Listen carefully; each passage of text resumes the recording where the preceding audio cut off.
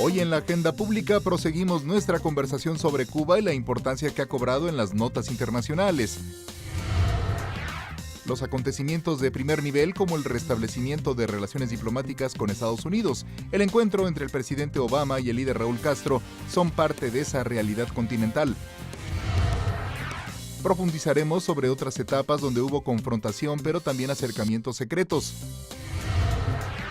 Estarán con nosotros Peter Kornbluh, coautor de un libro sobre la historia oculta de las negociaciones entre Washington y La Habana, que publicará el Fondo de Cultura Económica, y Homero Campa, autor de La Conexión México-La Habana-Washington, publicado por Planeta. De estos y otros temas hablaremos hoy en la Agenda Pública y los Libros, el programa para discutir las publicaciones y los procesos de comunicación.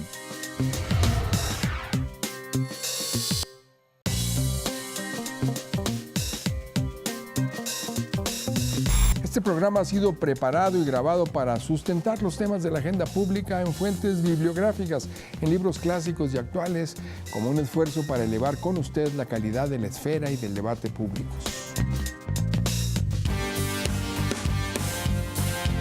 Yo soy José Carreño Carlón en esta agenda pública en los libros.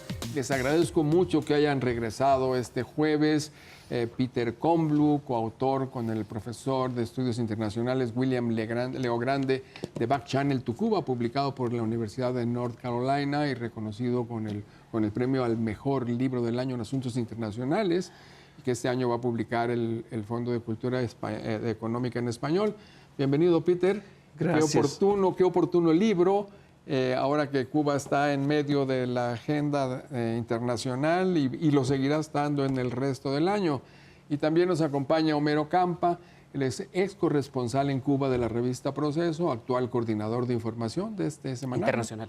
De información internacional del semanario Proceso y autor del libro publicado por Planeta, La Conexión México-La Habana-Washington, una controvertida relación trilateral. Bienvenido, Homero. Gracias. Y qué gusto que estén con nosotros otra vez, porque nos quedamos con muchos temas muy importantes. Estamos de regreso, pues, con estos dos libros, con los antecedentes del actual momento de acercamiento entre el gobierno de Washington y La Habana.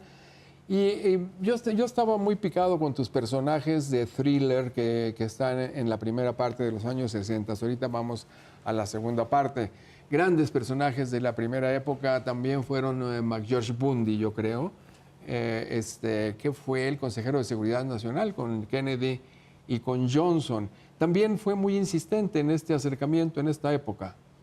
Actualmente él tenía un ayudante, un diputado, quien empujó realmente este tema. Gordon Chase se llamó. Gordon Chase, sí, no él, diputado, quieres decir un segundo de a bordo. Segundo, lo siento, un segundo. Sí, sí. Y Gordon Chase era un demócrata liberal en la Casa Blanca, muy joven, y él introdujo en los documentos secretos el otro lado de la moneda, dijo en su memoranda. El sweet approach, el dulce... sí, la cara bonita, el dulce, el aproximamiento dulce, no el agrio, no el amargo. Sí.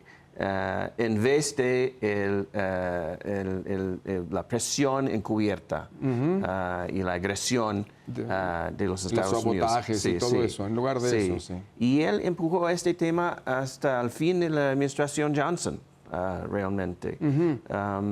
Y competía muy feo con Lisa Howard, ¿no? Es decir, bueno, tenía algún celo, ¿no? Ellos tenían una relación interesante. Ella invitó a él a venir a su departamento en Nueva York, porque ella tenía... En Central Park, muy elegante. Ella tenía un mensaje privado. Bueno, te digo que es James Bond esa parte. Sí, bueno, hacemos una película.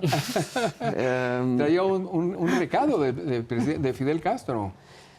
Un mensaje privado por President Johnson, llevada por este periodista Lisa Howard a la Casa Blanca, pero ella era periodista famosa en los Estados Unidos, y la Casa Blanca no quería que el presidente de los Estados Unidos recibe un mensaje de este comunista, Fidel Castro, de una periodista que puede salir en la televisión de los Estados Unidos. Y además era año electoral otra vez. Exactamente. Entonces le tenían miedo. En 64. Y Gordon Chase, por más que le exige que le dé el mensaje de Castro para Johnson, nunca se lo suelta, ¿verdad? Finalmente se lo suelta alguna vez. Ella eventualmente pasó el mensaje a por Stevenson, nuestro embajador a las Naciones Unidas. Otro gran personaje, Adlai Stevenson. Adlai Stevenson. Y él mandó el mensaje directamente a presidente Johnson. En un sobre top secret. Sí.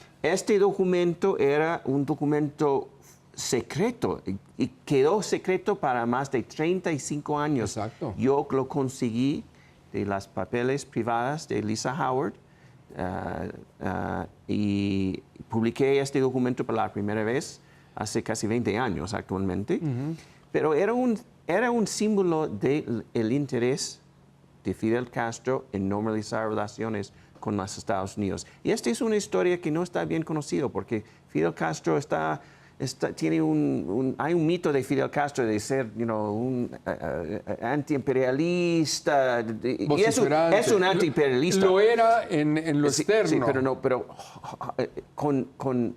hostil, muy enojado con los Estados Unidos. Siempre, muy hostil. Sí, y muy opuesto a mejorar relaciones. Este es el mito, porque él realmente quería ganar la victoria, la validación de la revolución, de normalizar relaciones con los Estados Unidos en una manera de respeto mutual. Bueno, la verdad es que todos estaban actuando en el escenario externo con un lenguaje y abajo con otro lenguaje.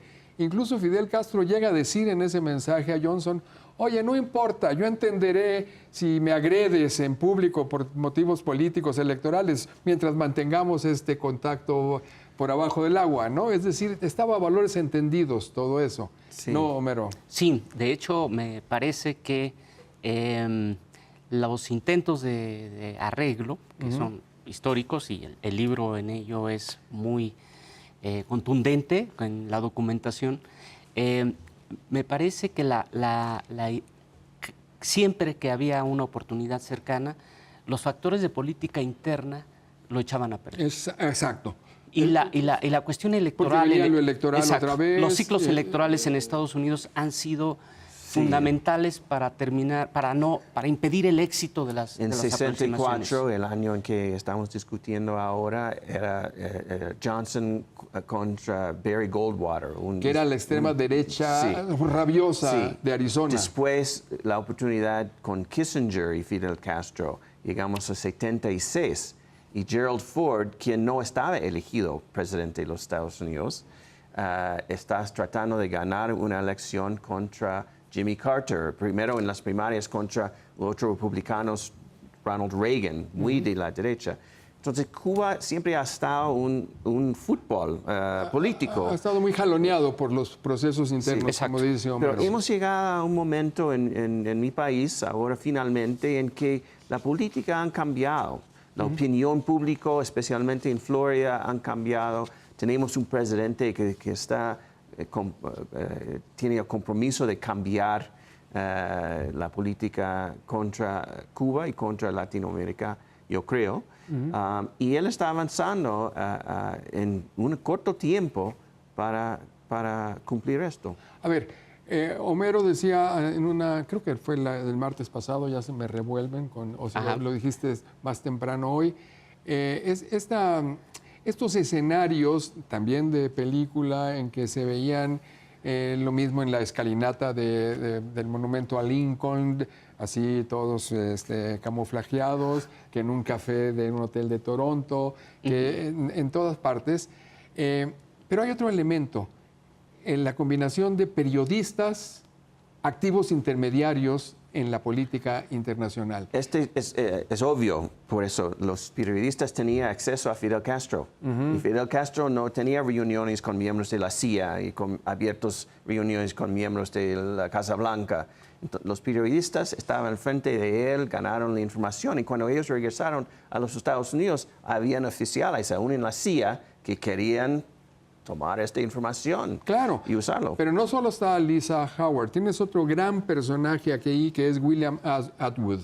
William Atwood, editor de la revista Look, ¿no? Originalmente entrevistador de Fidel Castro, asesor especial precisamente del embajador Adlai Stevenson, que también tiene un papel importantísimo en toda esta época de contactos secretos. Hay muchas personas como él, pero lo más famoso es Gabriel García Márquez, Claro. quien tenía 3 reuniones con la administración Clinton, con presidente Clinton, llevando mensajes e información de Fidel Castro a Washington para tratar de normalizar relaciones. Esta es una historia que Homero y yo hemos estudiado mucho. Y es fascinante. Son complementarios los capítulos Es fascinante, de esa parte de realmente. García Márquez. Ambos libros coinciden en ese capítulo. A los dos tendría que corregirlos yo, o por lo menos enriquecerlos, Sí, porque me ok. tocó esa mediación Sí, con sí. García Márquez, Y- el presidente Salinas y el presidente Y Clinton. usted es un actor histórico aquí en la mesa.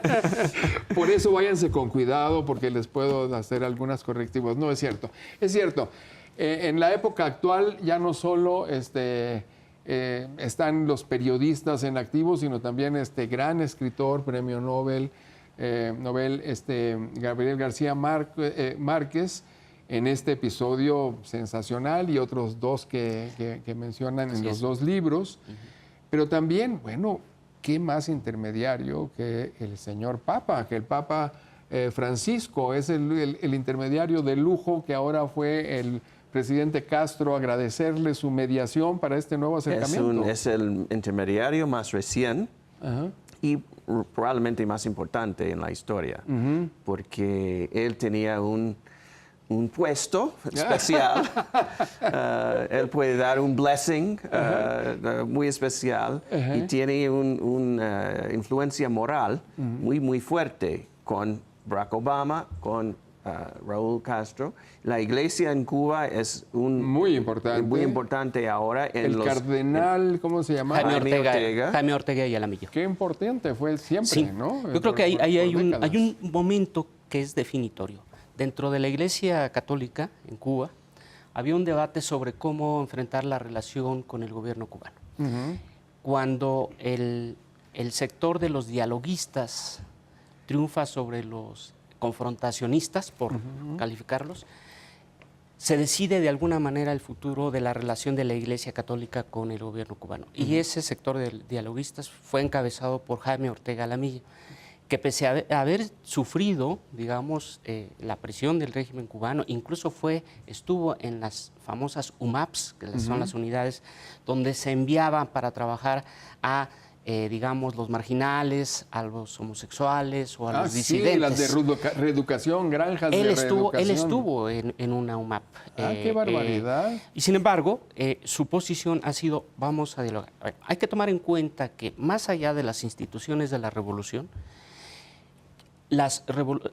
una institución que no es de la revolución, pero que es firme en Cuba, la única, creo yo, es la Iglesia Católica. Así es. Ahora, qué bien lo entiende Raúl Castro con esta declaración que hace al terminar su entrevista con el Papa Francisco. Dice, si el Papa sigue así, yo voy a volver a rezar y voy a volver a la iglesia. Es la cabeza del periódico El País, muy impresionante Sí. en el manejo del discurso. El Papa va a visitar a Cuba en septiembre y después de visitar la isla, él va a pasar a visitar a Washington y obviamente hay temas que todavía están en juego ahora entre estos países y él va a tener un rol de mejorar las relaciones.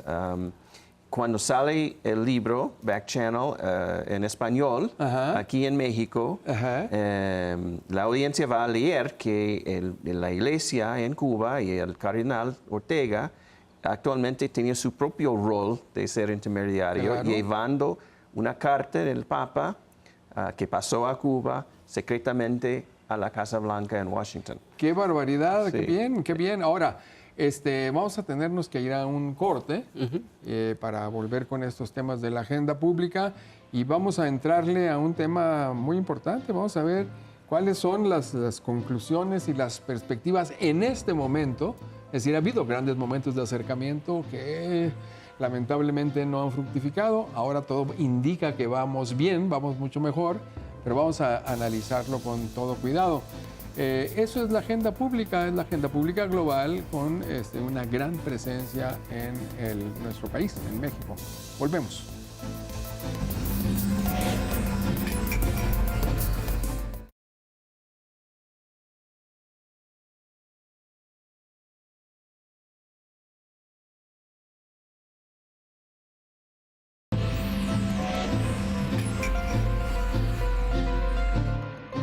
Y estamos de regreso en la agenda pública en los libros, con estos libros sobre el tema central de la agenda global y buena parte de la agenda nacional, que es este cambio tan importante en las relaciones de Cuba con el mundo.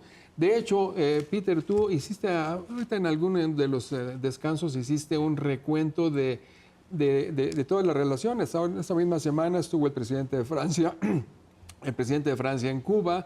Antes de visitar al Papa, el presidente Castro estuvo en Putin, el presidente de Rusia, y una serie de importantísimos encuentros. El gobernador de Nueva York, Andrew Cuomo, fue a fue con Havana. un grupo también. Sí, y hay una progresión de altos oficiales. Una procesión a Cuba. Porque este es el nuevo normal, Ajá. que Cuba va a ser como cualquier otro país eventualmente. Eso es lo que vamos a ver, eso es lo que vamos a analizar ahora en las perspectivas. Vamos a ver, este tema ya llegó de lleno al debate mexicano con este encuentro de que les hablábamos desde el martes, ese encuentro Cuba, Estados Unidos y México, que se realizó martes y miércoles en el Colegio de México. Y bueno, me parece de lo más interesante. De hecho, Peter Kornblum vino a este encuentro, Homero Campa también participó ahí. ¿Cómo les ha ido? ¿Qué balance puedes hacer, Homero, de este ingreso ya al debate académico, al debate de los analistas mexicanos, cubanos, estadounidenses, que se han juntado en el Colegio de México a analizar este momento importantísimo? Yo creo que era un evento necesario de poder intercambiar ideas, reflexiones sobre un momento histórico esperado, creo yo, por varias generaciones y nunca cumplido. La manera en que los distintos países, los tres países, o los académicos o los analistas de los tres países miran el fenómeno enriquece mucho. Yo creo que no es solamente un asunto de gobiernos. No. Es un asunto en el que debe participar también los observadores, los analistas. Enriquecen. No, esto es un asunto que se pueda resolver solo en salones cerrados. Es necesario un debate, es necesario poder advertir, digamos. Los académicos, una de sus funciones sería también prender luces rojas o amarillas de alertas, de tener cuidado a los tomadores, de advertencias a los tomadores de decisión, y en ese sentido este debate me parece que fue debate, sin duda, maravilloso. Peter, pero además la familiaridad, la naturalidad con que, así como ya conversan los presidentes de México y Cuba, conversan académicos, analistas cubanos con académicos, analistas, escritores estadounidenses, mexicanos, argentinos, en este balance de este corte de caja hasta este momento de cómo va este tema de Cuba, Estados Unidos y en el caso tuyo de México, ¿no?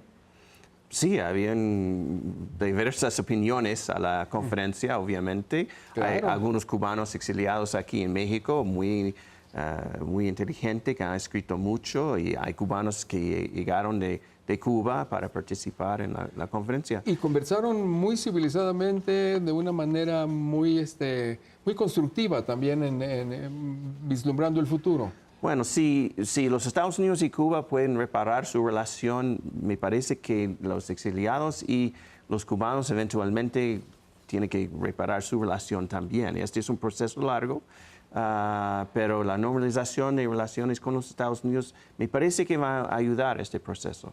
Sin duda. A ver, pero para terminar este encuentro tan importante en el Colegio de México, ustedes y todos los participantes respondieron a 4 preguntas básicas. Se las voy a hacer para que podamos hacer un recuento, ¿no? La primera pregunta es, ¿tendrá éxito el acercamiento cubano-estadounidense en el sentido de mejorar sustancialmente la relación bilateral? Tú tienes muchos elementos para el escepticismo porque has estudiado muchísimos fracasos de estos acercamientos. ¿Cuál es tu punto de vista ahora? Bueno, tenemos dos campos de pensamiento sobre esto. Estamos en un momento ahora, y discutimos esto en la conferencia, en que estamos normalizando relaciones diplomáticas.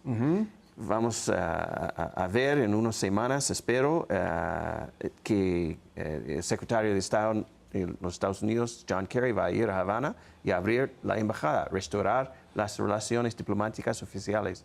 Y espero que Bruno Rodríguez, el ministro de Asuntos Extranjeros de Cuba, va a llegar a Washington y hacer la misma cosa en el calle 16, donde está el interest section, la sección de interés cubano. Va a cambiar el plaque, el fiche frente del edificio diciendo la Embajada de Cuba. En lugar de Oficina de Intereses Cubanos. Sección de intereses.